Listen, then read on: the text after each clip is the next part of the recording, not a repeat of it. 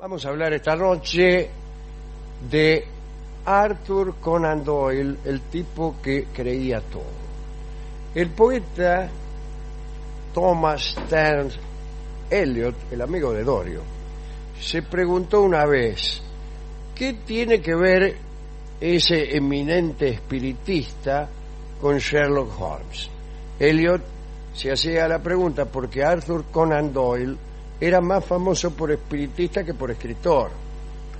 Doyle parecía entusiasmarse más con reuniones de médiums que con literatos. Pero además de entusiasmarse con el espiritismo, parece que Conan Doyle era el tipo más crédulo del mundo. Se creía todo, como los alemanes. ¿Por qué? Y vio esa gente que dice, ay, los alemanes se creen todo lo que uno les dice. Sí, no sabía esa. Yo sí. Esa creencia. Doyle nació el 22 de mayo de 1859 en Edimburgo, casualmente, en Escocia. Su papá era dibujante, se llamaba Charles Doyle y era un inglés, funcionario de obras públicas que había sido destinado a Edimburgo. Era, aquí entre nosotros, un borracho grave. Señor. La mamá, en cambio, se llamaba Mary Foley. Sí. Así que en 1864 la familia se dispersó por el alcoholismo. No es que anduvo desparramada Sí. por alcoholismos, no. El papá se puso tan alcohólico que la familia se disolvió.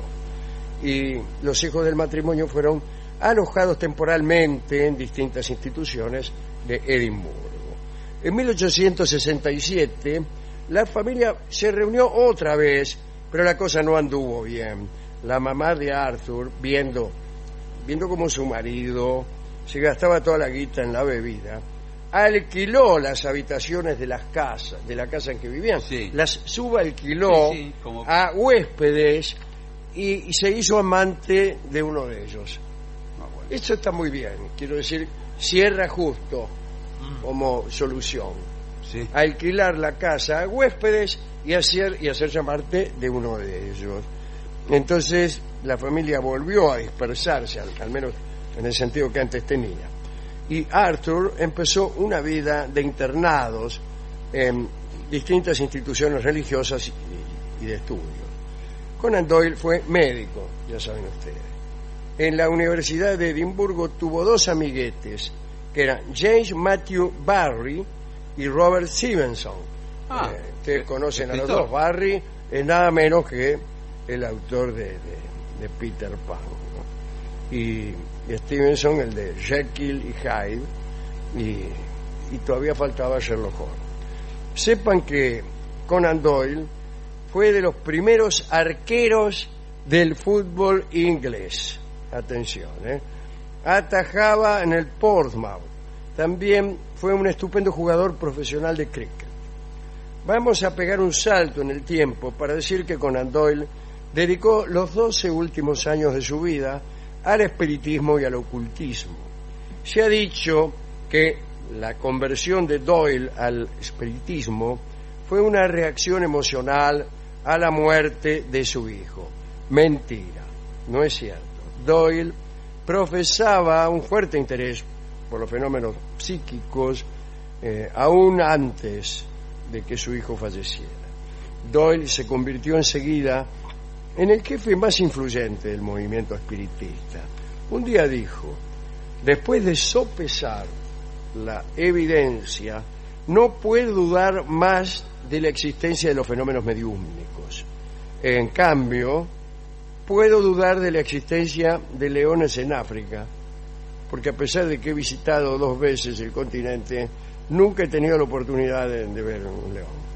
Bueno, Doyle dio conferencias acerca de la existencia de espíritus, aunque no acerca de la existencia de leones en el África. No.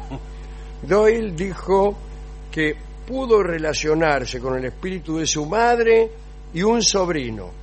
Aseguró también haber hablado largo y tendido con ellos y que había olido ese peculiar olor a ozono del ectoplasma. Son palabras de Conan Doyle, ¿no?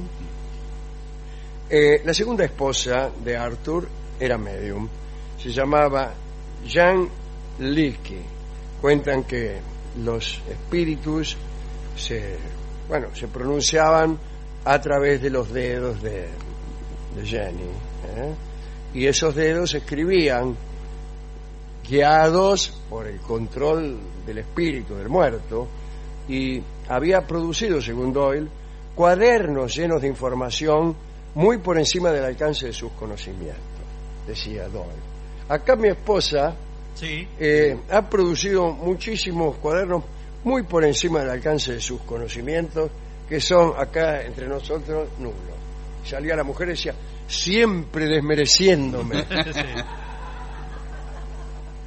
Doyle aseguraba haber visto objetos pesados flotando en el aire. Mire No, cómo se me también. ponen Por Sí. favor. los pelos de... Dice, sin que ninguna mano humana los tocara. Había visto también espíritus paseando por la habitación a plena luz y había participado en la conversación de quienes allí hubiera, ¿no? Y también Conan Doyle tenía un cuadro pintado por una mujer sin formación artística ninguna, pero que había sido poseída por un espíritu artístico. Claro, Mire, claro. Sí. a mi cuñada la poseyó un espíritu artístico Sí. y se dibujó un rancho con una vaca que fresca no le sale ni mamada. Estaba poseída. Seguro, usted lo dijo, no lo quería decir. Aseguraba Conan Doyle que había leído libros escritos por médiums analfabetos, yo también. Incluso analfabetos del todo, que, dice, transmitían la obra de escritores muertos y que él había reconocido el estilo de cada escritor. Claro, Miró, venía uno y dice, mire, este se lo escribí como Dickens. ¿Y este? No, este no. Ah, Y ¿cómo se llama? Conan Doyle decía, clavado Dickens. no, ¿quién era uruguayo? También. Bueno, decía que ahora mismo estaba leyendo la nueva producción de Marlowe. Lo que más le gustaba, aseguraba Doyle, era haber oído cantar y silbar a parientes queridos. Y está muy bien. Hay cantos y silbidos queridos que ya se han ido y que uno quisiera volver a escuchar. Cuenta el cronista que la amarga realidad es que Doyle era un observador incompetente de supuestos acontecimientos psíquicos, porque todos se preguntan, ¿cómo va a decir todas estas cosas el autor de Sherlock Holmes, que era más o menos el personaje que aglutinaba toda la tradición racionalista y positivista del siglo XIX, incluso Claro. XX? Bueno, y la realidad es esta. Lo que pasa es que era muy malo Doyle para observar acontecimientos psíquicos. Miraba mal, incluso lo más rudimentario en materia de magia o ilusionismo se le aparecía a él como algo muy creíble. Las cosas más ingenuas se las creía totalmente. Por más débil que fuera la evidencia, él siempre creía. Una y otra vez los grandes médiums del momento fueron descubiertos en sus fraudes, pero una y otra vez Doyle se negaba a reconocerlo. En muchos casos Doyle se negó a creer aun cuando los propios médiums fraudulentos hacían confesiones. Confieso todo, siempre los engañé. No, está mintiendo, decía. Es verdad, decía Conan Doyle. Bueno, la más sensacional de aquellas confesiones fue la de Margaret Fox, que la hemos contado aquí, eran dos hermanitas, ¿no? Una de las hermanas Fox del estado de Nueva York, cuya habilidad para producir llamadas de espíritus haciendo crujir la primera falange del dedo gordo de las patas, produjo una gran cantidad de adeptos. La tipa se cruzaba de brazos y con la pata hacía ruidito. Tric, tric, tric, tric. Todos pensaban, por supuesto, que era un espíritu. Al final vino la confesión, efectuada cuando ella tenía 81 años. Eran dos chiquitas, esta que si yo no me acuerdo mal, también decían haber fotografiado a hadas o cosas por el estilo. Bueno, ¿y cómo reaccionó Doyle ante esta confesión? Se negó a creerla y acusó a los físicos de inquisidores, a los que le habían interrogado. El mago Houdini, que era amigo de Doyle, era lo contrario. Houdini era mago y como conocía todos los, como Piedrahíta, ¿no? Los trucos. Claro, conocía todos los trucos, entonces decía que todos los medios eran unos cuenteros, pero lo decía además porque habiendo muerto su madre, él sí buscaba comunicarse con ella, ¿no? Y no lo conseguía. En una ocasión, Harry Houdini, que también era, como acabamos de decir, perseguidor implacable de farsantes, realizó durante una sesión privada para Ernst Bernard y Conan Doyle una demostración impresionante de adivinación del pensamiento. Después del asombro de sus dos invitados, que no podían dar crédito a lo que habían visto, Houdini les dijo que se trataba de un simple truco, que no había nada paranormal. A pesar de esta sinceridad de Houdini, Doyle le siguió insistiendo en que ahí había algo raro, en que él tenía poderes, aunque ni él mismo fuera consciente de ello. Si usted tiene poderes, usted no lo sabe, pero usted tiene poderes.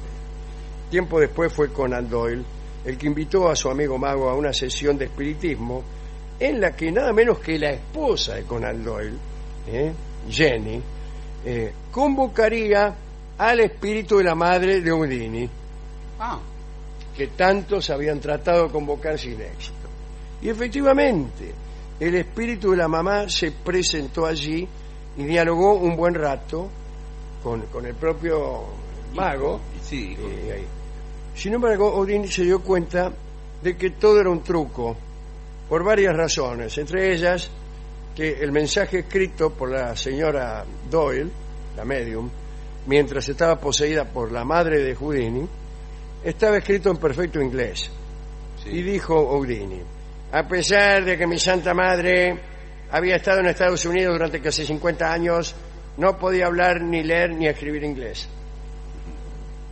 Pero se pudrió todo cuando la mamá de Houdini, a través de la esposa de Doyle, empezó a dibujar unas cruces, todo envuelto en un misticismo cristiano. Houdini paró a su amigo y le dijo: mire, quizá mi madre ha practicado una conversión en el cielo, pero era poco probable porque era una mujer fervorosamente judía. También le dijo que los farsantes deberían, al menos, tener la delicadeza de ilustrarse en los falsos intereses de los falsos muertos que convocaban. Sí, la dijo bien. Bueno, ¿para qué? La amistad entre los dos hombres terminó allí, porque Conan Doyle, a pesar de las protestas de Houdini, se negó a admitir que todo estaba arreglado. Ya sabemos que Doyle pensaba que las hadas pertenecían a una población que podía ser tan numerosa como la raza humana. Creía puntualmente en ellas. Y sigue diciendo: solamente separa de nosotros a las hadas cierta diferencia de vibraciones. Y Conan Doyle creía en ellas y sin vueltas. Estaba convencido de que una revelación de la existencia de esta gente menuda contribuiría a combatir el materialismo que dominaba la ciencia moderna. Me está gustando este tipo, me está gustando. Conan Doyle murió, justo que me estaba gustando, en Crowborough, en Sussex, en Inglaterra. En 1930, 71 años, después de su muerte, y debido a su afición al espiritismo, se organizó una sesión con una medium en el Royal Albert Hall, en la que participaron cientos de personas, incluyendo su propia esposa, sus hijos. La idea era entablar contacto con Conan Doyle, pero el escritor no se presentó. Una última cosa. Conan Doyle había viajado a Zúrich, entonces tomó un taxi desde la estación para que lo llevaran al hotel. Cuando llegó la hora de pagar, el taxista le dijo: no me debe usted nada, prefiero que me dedique uno de sus libros. Entonces Conan Doyle, asombrado, le preguntó: ¿cómo sabe usted que soy escritor? Muy fácil, dijo el taxista. Usted está en Zúrich, pero sus zapatos están cubiertos de un polvo que no es de Zúrich. Por el diseño de ellos veo que son ingleses, luego es polvo de Londres. Tiene usted una mancha de tinta en los dedos, por lo que creo que usted es escritor y británico, para más señas. Pero, le dijo Conan Doyle, usted es más listo que Sherlock Holmes. Sí. Y el otro dijo: sí, señor. Además, en su valija decía Arthur Conan Doyle.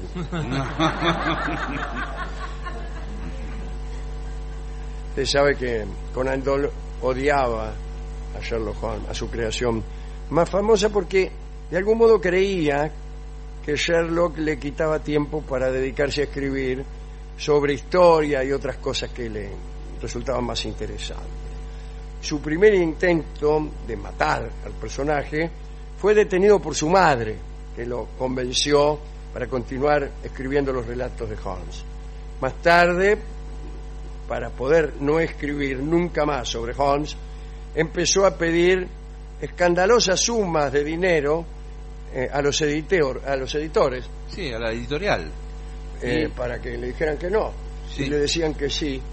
No. Y se convirtió en el escritor mejor pago de su época. Y finalmente lo mató nomás.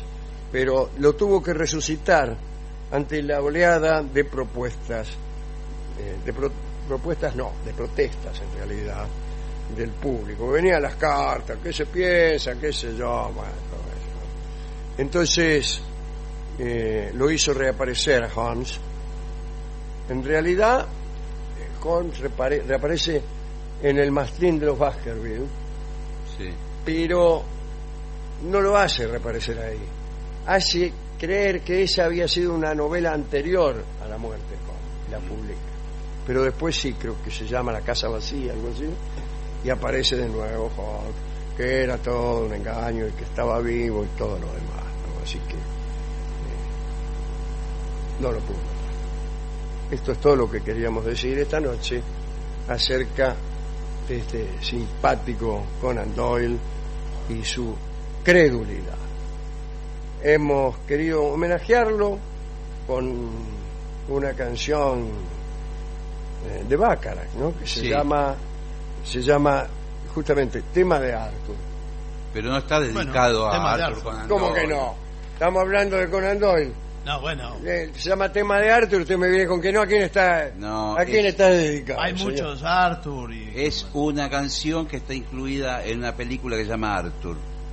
Y el leitmotiv de la película que se llama Arthur y de la canción se llama Tema de Arthur. Bueno, dedicado a Arthur Conan Y Doyle. le digo una cosa más. ¿Quién la toca?